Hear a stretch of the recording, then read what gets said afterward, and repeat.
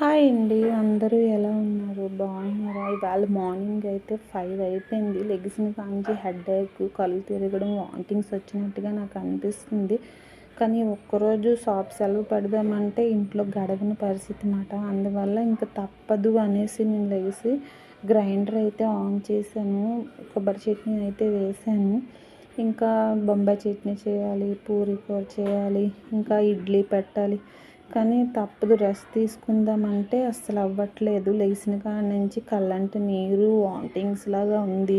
నాకు ఎందుకో కొంచెం భయం వేసింది అనమాట. లాస్ట్ టైం నా హెల్త్ కూడా చాలా అంటే చాలా దెబ్బతింది. దాన్ని ఒక దృష్టిలో పెట్టుకొని మళ్ళీ ఏదైనా రివర్స్ అవుతుందా అనేసి అనుకొని నేనైతే ఆలోచించాను చాలాసేపు. కానీ తప్పలేదు. లెగిసి ఇంకా కూర్చుని ఇంతలో మా అమ్మ లేసి ఏమ్మా అలా ఉందంటే ఇలా ఉందమ్మా అని చెప్తే వెంటనే నాకు వాటర్ అది